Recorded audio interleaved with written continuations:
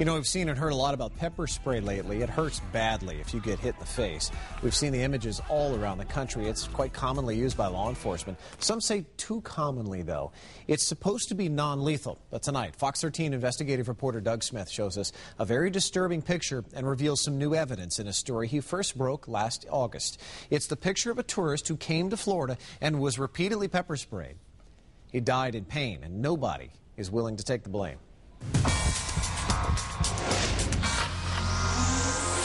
Nick Christie came to Florida from up north in Ohio to get away for a while, spend a little time with his brother. He was a tourist, he was a guest, he was a visitor, he was a vacationer. You know, a lot of people do that in Florida. But most tourists don't end up like this, bound, gagged, and heavily pepper sprayed. This photo is a photo of a man who's strapped to a chair naked inside of a jail cell for hours, covered in pepper spray with a hood over his face. I mean, that evokes thoughts of being tortured. Nick DiCello is a lawyer who represents the Christie family.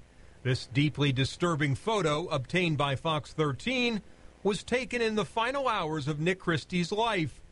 You can see the pepper spray dripping from his body. A spit mask covered his mouth. He was in agony. The medical examiner ruled Christie's death was a homicide because he had been restrained and sprayed with pepper spray by law enforcement officers. But nobody was ever charged with a crime, and the Lee County State Attorney cleared the sheriff's office of any wrongdoing. It's been more than 2.5 years now, and his wife still can't accept what happened. I was shocked. This was something out of a horror movie. Joyce Christie says her husband was depressed and showing signs of erratic behavior a few days before leaving for Florida. She called authorities and pleaded that her husband be taken to a hospital and given his medications.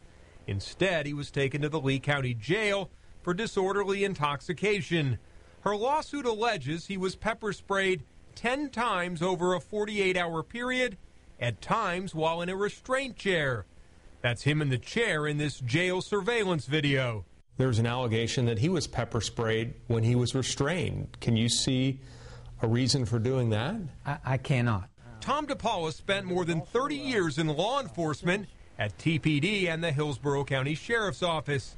He's seen firsthand the effects of pepper spray and knows its limitations.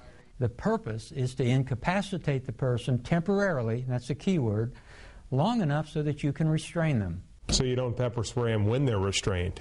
No, that would be ridiculous to pepper spray them while they're restrained. Monshe Gibbs was a deputy trainee at the jail.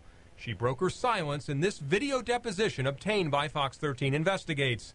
She testifies that she thought the way Christie was treated was excessive. Christie had a spit mask on, spit hood? Yes.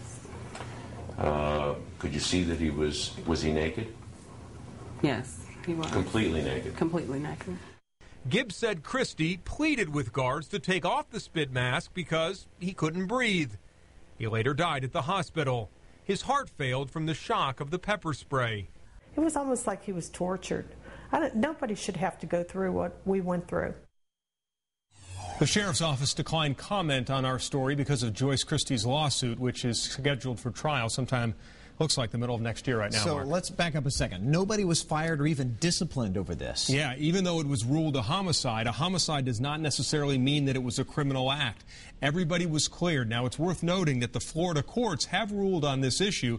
They ruled that using pepper spray against inmates who are mentally ill is unconstitutional. That took place a while back inside the Florida prisons, and no doubt that claim of it being unconstitutional will come out in the civil trial, but there will be no criminal trial. Sure. And obviously there's pepper in it. But back us up a little bit and talk about how pepper spray works, because this sounds like pepper, but this can be nasty stuff. It is, Mark. Pepper spray, essentially, you're right. It is a pepper. You spray it into the eyes, and there are various concentrations. There are various grades of peppers that are used. One other interesting point on this is that there is no uniform standard for pepper spray. There's no regulation of the chemicals in it.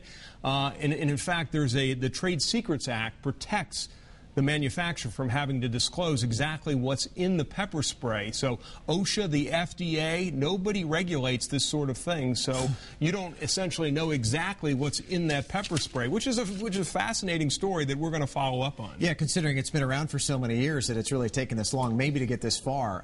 If this does go to trial, we could be looking at precedent here, perhaps? Well, it could set a precedent, especially for the state of Florida and perhaps even around the country. But this is a big case, and we will continue to follow it. I'm sure you will. We appreciate it. Doug, thanks.